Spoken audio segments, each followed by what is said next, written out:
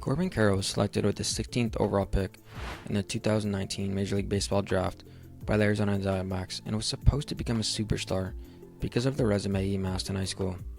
As a 5'6", 125-pound center fielder, in his senior season, he had an absurd .540 with the 1859 OPS. And yes, I'm cognizant of the fact that it's high school, but still, that's absurd. I mean, 1,000 OPS is so remarkable. In totality, for 4 seasons in high school, he had an average of .450, 22 home runs, and 101 RBIs. His Seattle's Lakeside High School coach said from the moment he saw him swing a bat that he knew he was destined for greatness. A bit cliche, I know, but it does accentuate how good he was.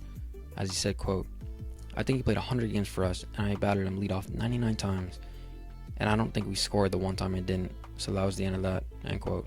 Fast forwarding to Corbin's first professional season after being drafted, he had a combined .299 with 18 stolen bases and an OPS of .896. Not bad for a teenager playing between rookie and A-ball. The 2020 minor league season was of course then canceled, and the following campaign in 21 was essentially canceled for him as well, after he had just 43 at-bats after undergoing season-ending surgery to repair a labrum tear in his shoulder. So as the first pitch of the 2022 season was thrown, you could have strongly surmised, that the top prospect in the Diamondback system would have been a bit rusty because of, having only 7 professional games under his belt, spanning 2 years. But he put that to sleep after spanning 3 teams in the minors, including AAA. He amassed a .425 on-base percentage and an OPS of over 1,000, which eventually led to his Major League call-up on August 29th against the eventual National League pennant winners in the Philadelphia Phillies, as he went 1 for 5 with a 2 RBI double. The remainder of the 2020 season for him went pretty swimmingly, as he put together an OPS of .830 in just over 30 total games played. And going into his first full season last year in 2023, he was tabbed unanimously as Rookie of the Year favorite, including DraftKings, and he lived up to it, as he won the award, putting together a marvelous season with a .285 batting average, .868 OPS, and probably, at least in my opinion, the most impressive stat of them all, with 54 stolen bases, and he was only caught 5 times. He was unequivocally their best or second best player, in my opinion, alongside Christian Walker, as they eventually went on a Cinderella-esque run, representing the National League in the World Series, after just barely squeaking into the playoffs with 84 wins. So coming into this season, 2024, there's obviously an immense amount of pressure.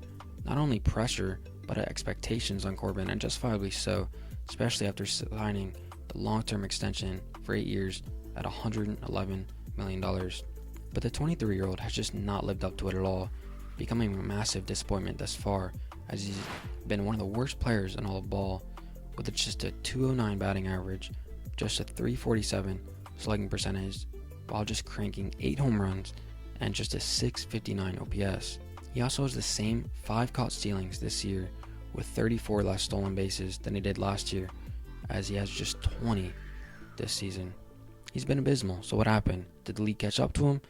Was last year an outlier despite being a first-round pick? Well, obviously don't know the true answer, but some optimistic humans would point to him still being injured. Let's hark back to this. You remember earlier in the video when I mentioned that he missed the entire 21 minor league season due to a torn labrum? Well, he had an injury to that exact same shoulder back on June 29th of 23, and some were harking back to that day, alluding to the fact that there could be some damage lingering, which is affecting his ability to perform up to his capabilities. Now, obviously, I don't know if that's true or not. I'm just some random scuttlebutt.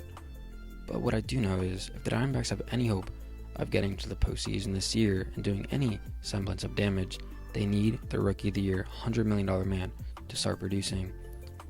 And if this is just a precursor of what's to come over the next 7 years of this mega contract, it'll be one of the worst contracts in recent memory, especially considering that's a smaller market in Arizona that just cannot afford to shell out $100 million. Now, the Diamondbacks currently sit 7 games over 500, just 2 games back for the final wildcard chair. So let's see if Corbin can rekindle and start raking, because in my opinion, his demise this season has been one of the most intriguing storylines in all of baseball. What has happened to Corbin Carroll? Alright, anyways, thanks for watching, and if you did enjoy, please consider subscribing, and peace out.